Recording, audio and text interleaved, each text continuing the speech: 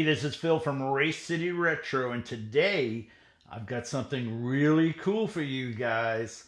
Now, back when I was a little kid, man, I used to love to build me some models. I still do now, it's never stopped. But building models back then, you did have a lot of downtime because we didn't have super glue like you do now. So you'd glue something, you'd have to clothespin it or rubber band it, let it dry. So you needed something to do. So the guys that built car models always had a slot car track waiting off to the distance so that you can mess around with your slot cars while you were waiting for your models to dry and set up and your paint to dry to finish your builds. Isn't a funny thing about this? When I was a kid, the guys that built car models had a slot car track. The guys that built military models had a train layout. Was it that way for you? Think about your buddies and what they were into. But for me, all the car guys I grew up with, we all had slot cars. And today, we're going to go through and review the 1978 AFX slot car catalog. This is one of the most amazing catalogs I've ever gone through. I am shocked by the level of products and items and choices that AFX offered in 1978, but apparently this was their coming out year when they really sunk a lot of money into the company. Spokesmen, they had Richard Petty, they had Jackie Stewart, and they had AJ Foyt, three of the biggest names in racing at that time. That was the spokesman for this slot car company. Man, you are going to be shocked with what you see in this catalog, because I know I was, man. It was a great trip back in time for me. I remember so many of the items in here, but so many of the other items, I never even knew they made that. I used to buy my AFX stuff at a toy store. The hobby stores had some of it, but the hobby stores were limited because you got to think back then you didn't have these big chain stores. The hobby stores were a little hole in the wall that could only fit so much. You had car models, boats, ships, you had all kinds of train stuff, and it took up a lot of space, all that stuff. But looking at these products that AFX offered, I was blown away by it. And I will guarantee you, if you watch this video to the end, you too will be blown away by it, because this was a kid's toy, supposedly. But if you look at the level of choices and product lines and just quality levels they had from base to like extreme. I mean, slot cars were popular in the 60s on the big tracks. Then they started taking them inside the house on the smaller tracks.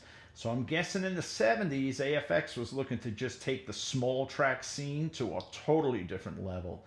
And it's ironic because as I got older, probably about 15, 16 years old, they opened up a full-size slot car track where I lived. And I was able to combine models with slot cars because they had a drag strip. So we would build our model bodies, build the slot car drag chassis, and you could drag race two model cars with the slot car chassis down the track, as well as build oval car stuff with a model car body as well. Man, you are going to dig this catalog. You are not going to believe how cool it is. And if you're into models also, be sure to check out our other videos. We've got a ton of model car videos, real car videos. You're going to be amazed by it, man. This catalog is unreal. Like I said, I was shocked, but I'm not going to talk no more. I want to show you my review of this catalog, and I do a thorough review. If you're looking for a 3-minute video on a 30-page catalog, that's not me. I'm going to show you every page in detail. I'm going to show you all the great artwork, all the great pictures, the part numbers. If you're looking for a part for something in your collection, you'll be able to hit pause, find that part number you might have forgot about, so you can Google it or eBay it or whatever, so that helps you find old stuff. But no, I'm not going to talk no more. Grab some popcorn, check this video out. Give us a like, give us a subscribe. I know you're going to dig it. All right, guys, climb on in. Click on that 5-point harness. Cinch down those belts. We're going racing right off the bat. Join the AFX team. They're showing the manpower here. The people behind the AFX team were Richard Petty, and at this point, 1978, he'd won 6 national driving championships. More wins than any other stock car driver in history. Next to him, Jackie Stewart. He's the winningest Grand Prix driver of all time. Loved him on the Wide World of Sports. We couldn't understand a word he was saying with his Scottish accent, but he did some great coverage, very serious and intense. And next to him is A.J. Foyt, the only four-time winner of the Indy 500. Wow. So those are the faces behind the AFX team. All right, next up, what's new for 1978? Here's some pretty cool stuff. First off, the Magnasonic Sound cars. This is for the first time ever. HO cars that actually have a realistic engine sound as they race. Amazing. Under that, the Super Magna Traction cars. Now, those are set up, they have a low profile chassis for super speed, super gripping power, and they're all done in those candy finishes. Wow. Now, the Super G Plus cars, those are set up just like a real race car. They have a monocue chassis, brass armature bearings, and endurance proven for superior engine durability. Wow. Okay, that's a pretty serious car. Next up is the AFX electronic lap counter and timer with a digital readout. So each time you pass, it clicks on the laps. The hand controller with a speed indicator actually has a speedometer setting on it where you can see exactly how fast you're going to know where you got to be going into the turns and out of the turns. The dial lap counter, which is a more traditional style lap counter. Each time you pass, it puts one more click. And then something that you're going to notice as we get into the race sets, the AFX ID stripes, and they were pretty smart what they did there. Green was one lane, red was the other. There was a stripe on each controller to remind you what lane you were racing in. Pretty cool stuff so far. All right, let's get started on these racetracks. You are not going to believe what you're about to see. Man, you want to talk about variety. First track up, you'll see two in the beginning. They start off real simple, and they get crazier and crazier and crazier. First one is Road Atlanta. We've got the two kids having a grand old time in the paneled room. You can see that paneling right behind them, representing 1978. They got their AFX racing shirts on, and they are just tearing up the track. Road Atlanta, very simple figure eight. You'll notice the stripes, the green and the red with the matching controller stripes. That tells the kid, you put your car on the green stripe, that means I need the controller with the green stripe. No confusion. You also get a simple two cutouts with this. What I like too is they show you the alternative layouts as well. So not only the figure eight, you could build this track with the pieces that it comes with in those other two layouts. Nice. Next up, we're winging over to Daytona. Two different kids, same AFX shirts. The track looks basically the same, but now we're switching to stock cars. The previous one was almost like a Daytona prototype type car. This is stock cars now, NASCAR type stuff. Looks like a Chevelle and a Charger. And once again with the Magnasonic cars. This is the first set with the Magnasonic cars, which give you the sound. So the AFX Daytona set had the Magnasonic cars, so you got noise with these while you raced them. Did anybody have one of these? I do not remember that. I would have been all over that. I would have loved it, but I never remember seeing that offered until I got this catalog. Let me know in the comments if you had a Magnasonic set with the sound cars. Next track, Sebring. Two different kids, same paneling in the back, still looking good. This thing is wild. You have like a double figure eight, and now with this one, you're getting some different cutouts with it. And this has the flamethrower Magna Traction cars, and what the flamethrower ones were, they had working headlights, so you could shut the lights off and race this track in the dark. They show you the two alternative layouts besides the initial that they show in the picture. And in case you didn't know, the Magna in the name of all the cars means short for magnet. All these cars had magnets in the bottom of them that really held them to the track good. That's what I loved about the AFX stuff. It just worked a lot better than the Tyco car. All right, we're heading south to Darlington. Now this track, notice the level of elevation on this track. It looks like you have two different size lifts which really bring that one turn up high. And I guess because it's Darlington, they're going to more of a NASCAR vibe, a stock car type mode. This one also has the Magnasonic cars with the sound of racing engines. You got a Chevelle, it looks like, and it looks like a Richard Petty type Roadrunner, which we're going to get into the cars soon too. I'm going to show you all the car selections. And check out the alternate layouts on this one. So, I mean, you could really go crazy with one of these tracks. Next up, Pocono. And wow, see what I mean? Things are really starting to get crazy. This one has got a ton of track with it. You got two kids racing. Their controllers aren't even plugged in. A little blooper on AFX's part because the slots for the controllers are up front of the picture. This one gives you a little pit area to park your cars in. It's using flamethrower, but this is the first time we're seeing flamethrower headlight cars on NASCAR type cars. And one of them is a 69 Dodge Daytona, complete with the wing. The other one looks like a Chevelle once again. So they like that Chevy Ford duo, it seems like, in a lot of their setups. But this is the Pocono with the flamethrower headlight cars. And it says there's too many layouts, so two of many layouts that can be built with this set. That's a lot of track. I'm sure you can make a bunch of different layouts with ease. Riverside Raceway. This is another huge set. It gives you the pit garage. It gives you a little victory lane with this one as well. You have multiple levels of elevation on this track. And this is the first one that they're using the built-in speed indicator controllers. So this has got like a speedometer type feature on the back of each controller, which tells you where you're going so you could set your speeds into the turns, not to get, tossed off the track going too fast. You get the Chevelle and the Plymouth Roadrunner again. And that's a huge, huge track. It says, once again, two of many layouts that can be built with this set. Next stop, Road America. And now a couple key features of this track, and you'll notice they keep getting more and more extravagant. And you have the blue, the higher level controllers with this one. You've also, for the first time, check out the guardrails with the sponsorship decals all over to give it a real Road America look.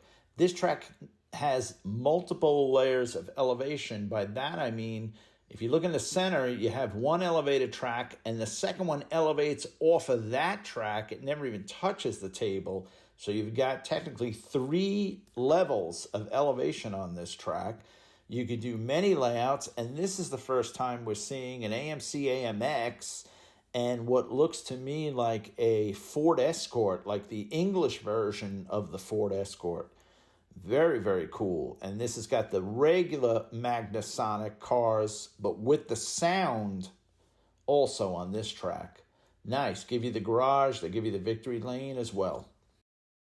Next up is Watkins Glen. And man, look at that picture, how crazy these tracks are getting. This one also has multiple layers of elevation. And for the first time on this one, we're seeing the G Plus cars, which are kind of like the Formula One, Indianapolis type cars, and you're getting the dial lap counter. So every time you race, you click under that thing, it knocks off another lap. So you could tell, I guess, whoever gets to a certain amount of laps first, you don't got to keep watching, it'll count it for you. This one as well tells you many, many layouts can be built with this set. But man, as these tracks go on, they're just getting crazier and crazier. Did anybody have any kind of track this crazy when they were a kid? I mean, this was probably in the 70s, $150, $200 track, which was a lot of money. Let me know if you had one in the comments or knew somebody that had one just like this. This is something I've never saw back then or since. This is a 4-wide track. The Firecracker 400, you can have 4 cars racing at the same time. That's pretty neat for 1978. Incredible amount of track. You got 4 cars running. Actually, these kids are all smiling, but their controllers aren't hooked up. I caught you again, AFX, in that picture. I guess they didn't want to have the wires and stuff running all over the place. But 4 wide. You're getting 4 Magnasonic cars. Those are the ones with the sounds going around this track at the same time. That would have been incredible back then. I mean, just to have the sound of 4 cars going at once around the track. But I never saw this one, the 4 wide setup. Did you? Off to Monaco, or they should call this one Prince Monaco. You'd have to be the son of a prince to own this track. This is the craziest one, and yes, it is the last one they're showing in this series. This is the first one where they introduced the digital lap counter. This one comes with the best, the G Plus cars, and it has the speed control controllers with it. They also say it's also multiple elevations. They also say with this one, it has the quickie lock key.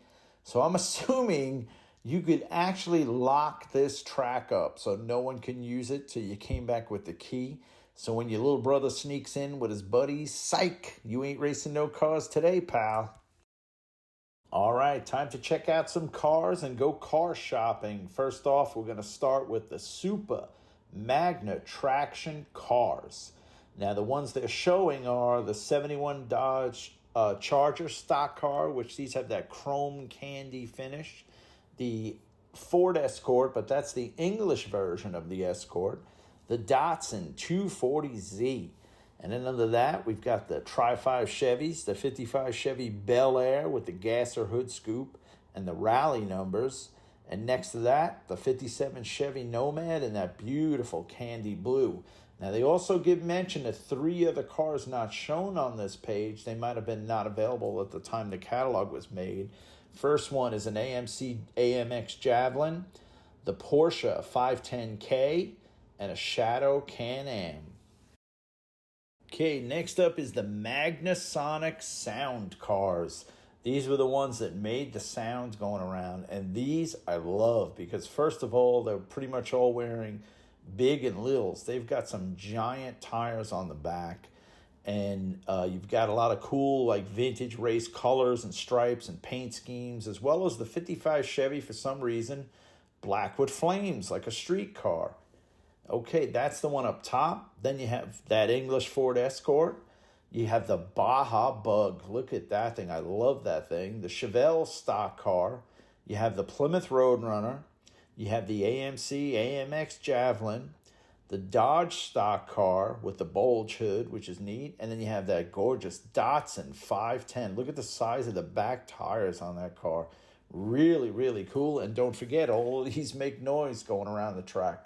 I am so angry I didn't know of that back then. I would have loved, that would have been, I would have bought them the minute I knew those were available. All right, now we have a 2-page spread of the Magna Traction cars for super gripping power. Now, this was my bread and butter. Everything that we raced as kids was basically the Magna Traction cars. Those were the entry-level cars. Those were the affordable ones. And it was also the ones they made the most of that you're going to see right now on these 2 pages. But real good variety. I had probably most all of these. Let's go through a few of them. You got the police van. You got the Monza GT, which was beautiful, wide body. The Daytona, 69 Daytona winged stock car. The Lola T260. The Shadow race car.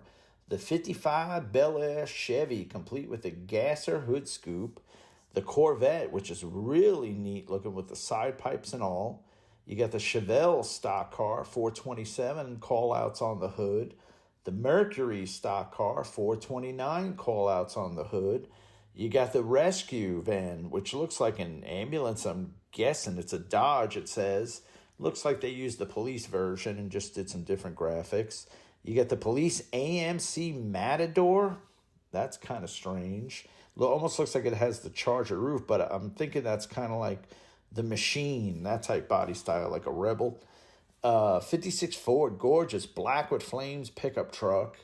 Then on to the next page, you got the Camaro Z28, complete with the splitter on the front.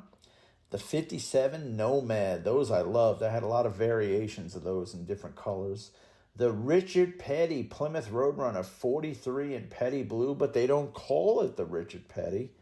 the Porsche 917, the Dodge Street Van, and then here's an unusual one, the Grand Am Funny Car going around the circle track, Porsche Carrera, the Vega Funny Car, the Capri, that's a Mercury Capri, that's also like an English car, but they later became available in the States.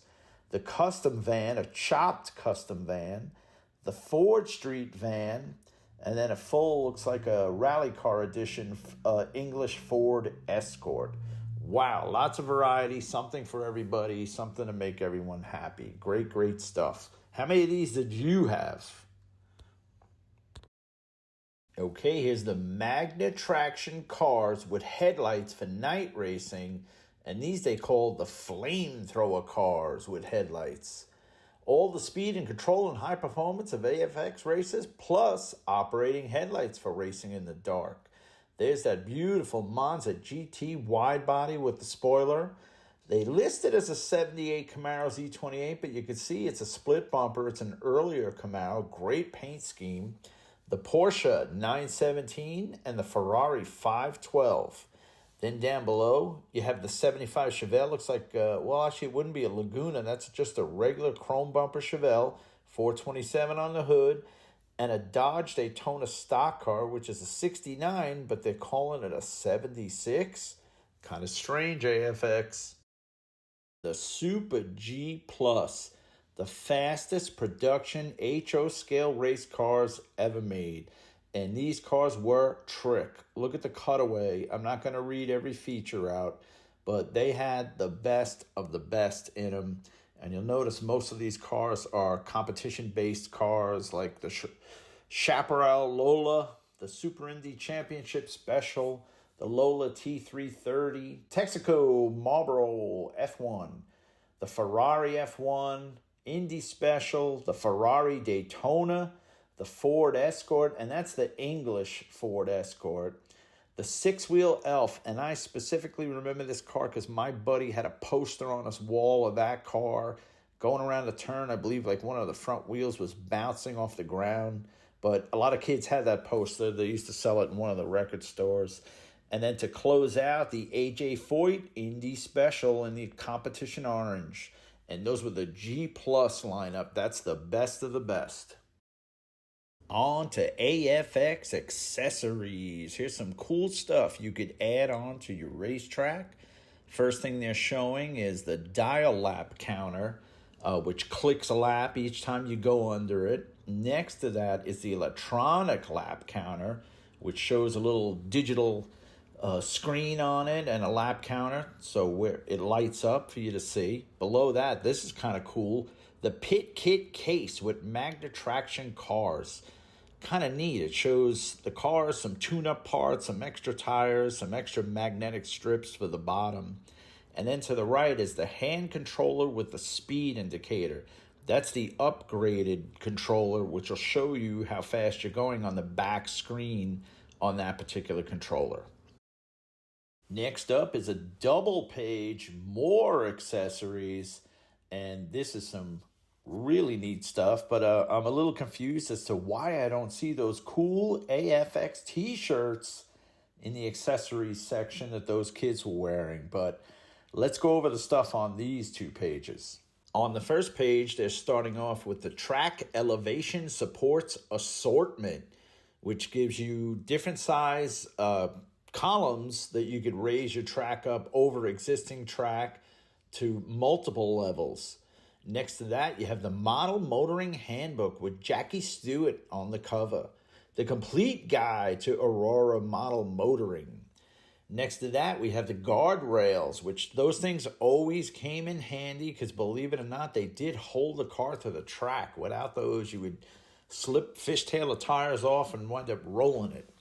Next to that, underneath, we have the standard controller. And next to that, we have the wall pack. That's what juiced up your set. And this next piece is kind of cool. I don't see it anywhere else in this entire book, but it's a Christmas tree for drag racing. And it's a left-right lap timer where I guess it'll show you victory, the checkered flag, who passed through underneath it first. Now, they don't show a drag strip, so what I'm assuming is if you set up an oval, really long straights on it, you could do some drag racing. That's probably what they intended that drag strip to be for.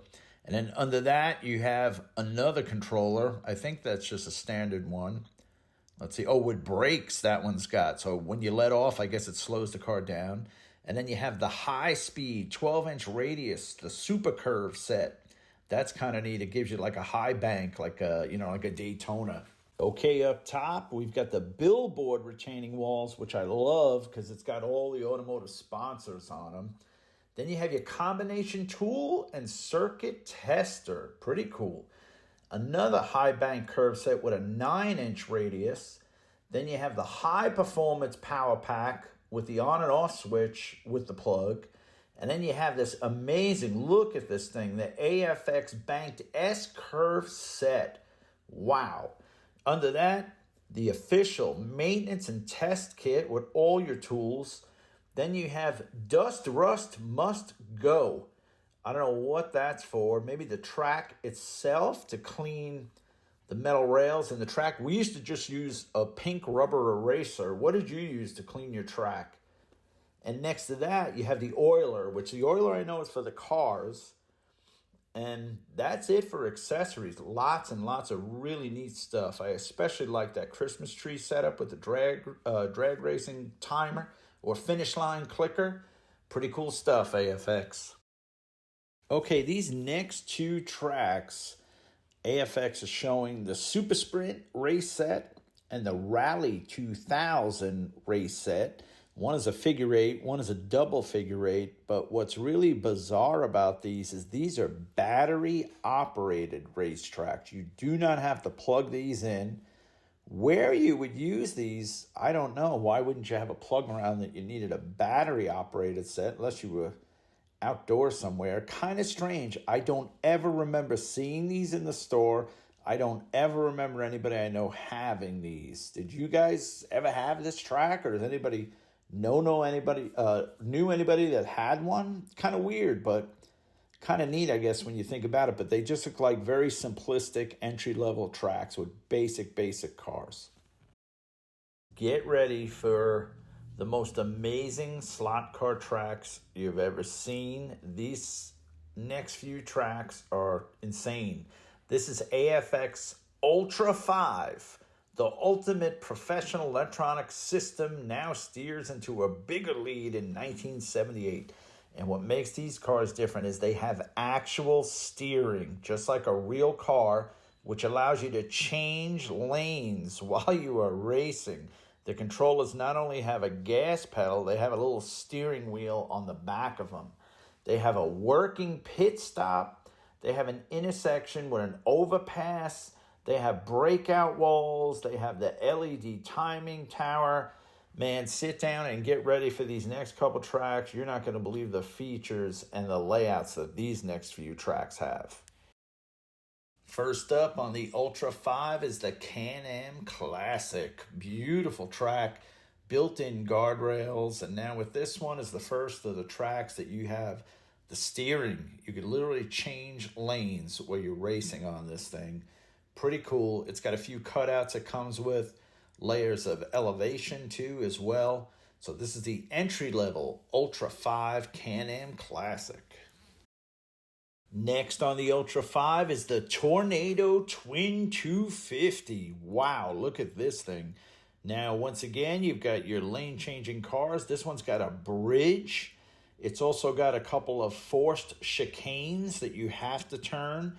Puts the one car out in front of the other car. You have your grandstand. It's got let's see what else. You got a working pit stop too on this one. And all the built-in guardrails. Very, very nice high-scale track. From the Tornado to the Cyclone, the Super Cyclone 500 Ultra 5. Would you look at this track? Man, and then when you read it, this is 26 feet of track you're driving around. That takes a while to make a lap on one of these cars. And it's got all the goodies, the working pit stop that actually lifts the car up, the starter terminal track. It's got the Steer-A-Con with the steering wheel that lets you change lanes. It's got the bridge. It's got a breakout wall that sends the pieces flying when you go through it. It's got the chicanes. It's got the spectator grandstand. It's got it all. And it is gigantic, this track. And alas, to close out the Ultra 5 racetracks, the Championship Royale race set.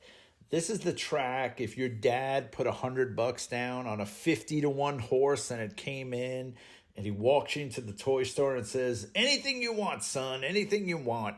This is the track, man. It's got it all. The pit stop, the overpass bridge, the steering. This one's also got the LED timing tower, the breakout wall. It's got an oil slick detour, the starter terminal track, the chicanes, the control tower. And get this, this one is 35 feet of track you're driving around. 35 feet. That car's got to drive 35 feet to make one lap. Amazing. What a track. This is the king of them all, without a doubt, the Championship Royale. And if you were in France, this would be a Royale with cheese. You've seen the Ultra 5 racetracks. Now here are the Ultra 5 cars. Here's what's going around those insane tracks. Starting off with the Porsche 917 Can-Am, the Porsche 510 Can-Am, the NASCAR Matador. That's an AMC Matador. Wow. And the NASCAR Mercury. Okay. The Shadow Can-Am and the Lola T260 Can-Am close out the Ultra 5 cars lineup. Wow. Did I tell you? Or did I tell you? Was that some cool stuff? What did you have? Did you have the base sets, the crazy sets? Some of those high-end sets, good Lord, man, you had to, that was like a oil tycoons kids must have been playing with those sets. It was amazing how much, do you believe the amount of variety that they offered? It's just, like I said, we would go in the toy store, there'd be, 3 or 4 tracks. They had a $19 one, they had an $89 one, and some stuff in between. But to me, it was the cars. We had all our AFX cars.